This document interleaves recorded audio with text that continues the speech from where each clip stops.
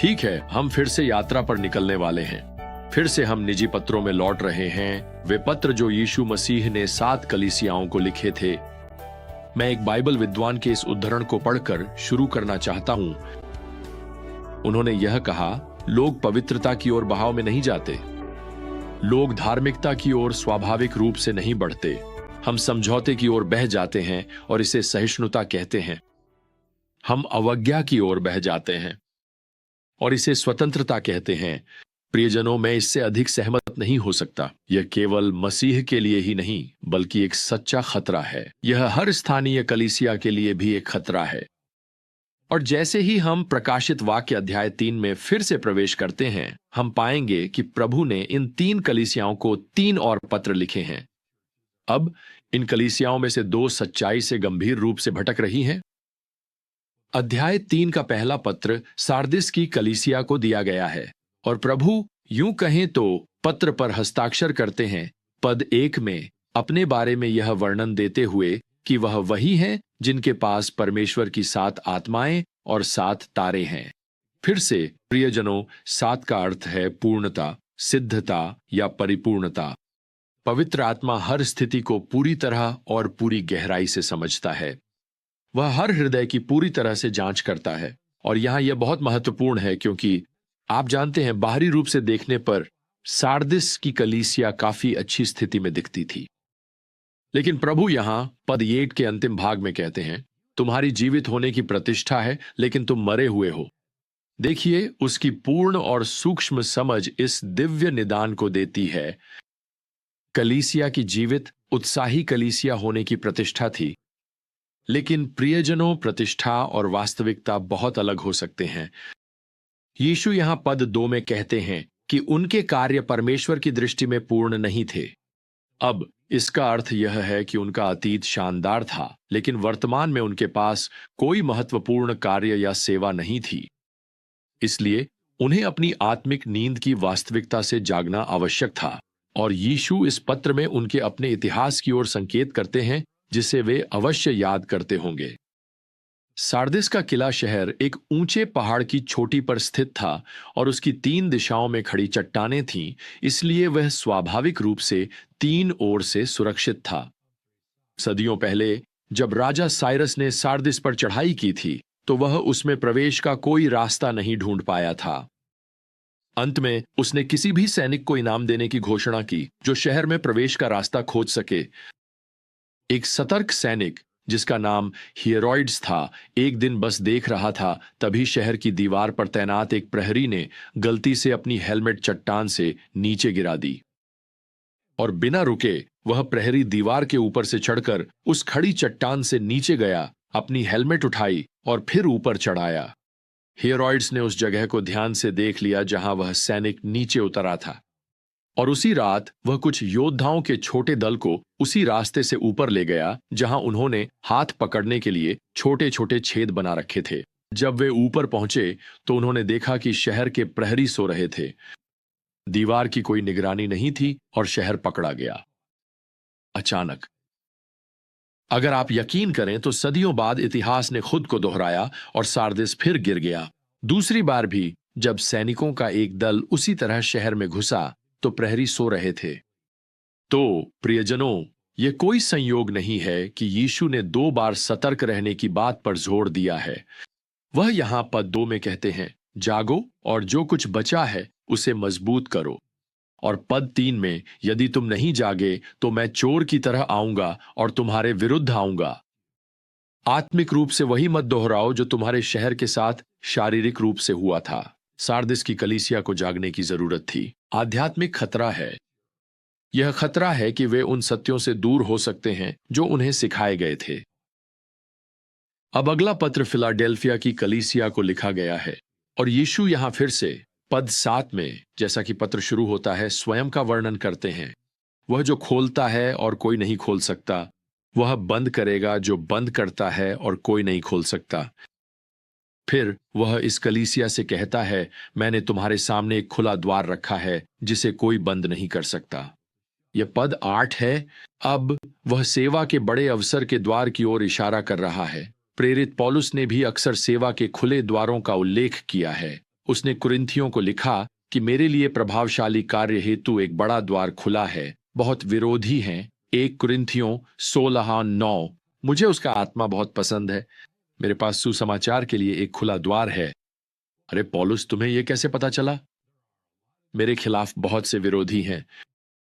देखिए, पौलुस इस सिद्धांत को समझता था कि आत्मिक अवसर शैतानी विरोध के बिना संभव नहीं है। विरोध ईश्वर द्वार खोलता है, लेकिन आप उन खुले द्वारों से होकर चलने के योग्य कैसे बनते हैं? यहां यीशु हमें पद 8 में बताता है, मैं जानता हूं कि तुम्हारे पास बहुत कम शक्ति है। मुझे यह बहुत पसंद है।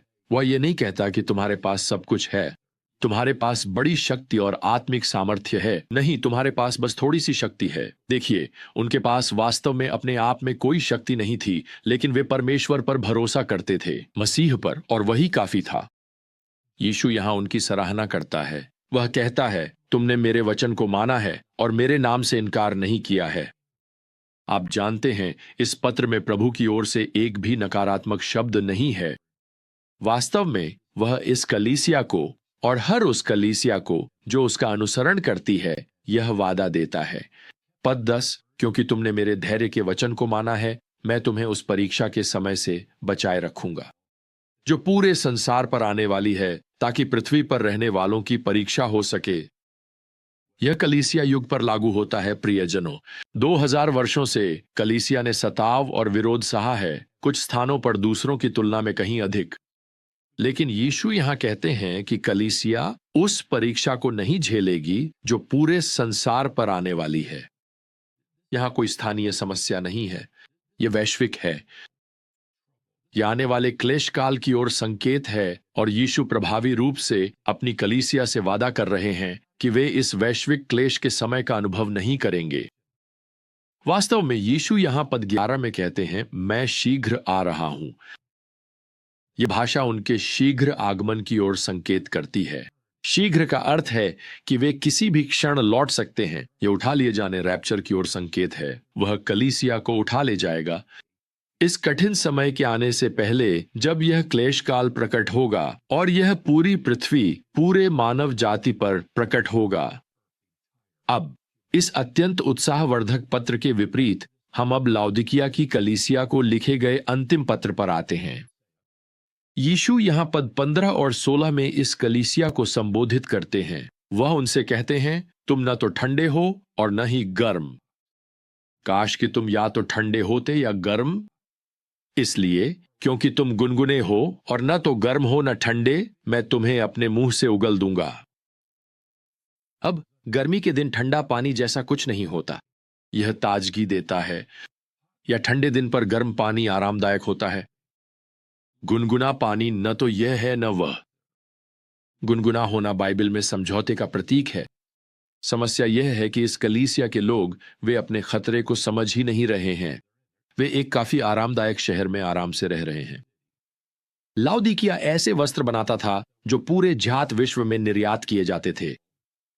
उन्होंने अपने युग के नामी ब्रांड कपड़े बनाए। लाउदिकिया दुनिया का चिकित्सा केंद्र था, जहां लोग इलाज और स्वास्थ्य लाभ के लिए आते थे। उन्होंने यहां तक कि आंखों की रोशनी कम होने पर लगाने के लिए एक मरहम भी विकसित किया था। लाउदिकिया एशिया माइनर का बैंकिंग केंद्र भी था। मैं आपको बताना चाहता हूं प्रियजनों, लाउदिकिया के पास सब कुछ था। लेकिन यीशु का इस स्थानीय कलीसिया के लिए यह कहना है कि वे अपने शहर जैसे हो गए थे। पद 17, क्योंकि तुम कहते हो, मैं धनवान हूं, मैंने समृद्धि पाई है और मुझे किसी चीज की जरूरत नहीं, ये न समझते हुए कि तुम अभागे, दयनीय, गरीब, अंधे और नंगे हो। यह है। आप देख सकते हैं कि दिव्य चिकित्सक का निदान कितना गंभीर है, लेकिन फिर भी आशा है। यहां यीशु का 3 गुना, जिसे हम कह सकते हैं निमंत्रण है, जो उन्होंने उन्हें पद 18 में दिया। सबसे पहले वे कहते हैं, मुझसे आग में तपा हुआ सोना खरीदो ताकि तुम सच में धनवान बन सको। दूसरे शब्दों में, लाउदिकिया के अपने बैंकिंग सिस्टम पर भरोसा मत करो। दूसरा, यीशु कहते हैं, मुझसे श्वेत वस्त्र खरीदो ताकि तुम अपने आप को ढक सको। दूसरे शब्दों में, उस भौतिक वस्त्र पर ध्यान मत दो जो तुम बना रहे हो, उन नामी ब्रांड्स पर मत जाओ, जबकि उससे भी अधिक महत्वपूर्ण आत्मिक वस्त्र को नजरअंदाज कर रहे हो।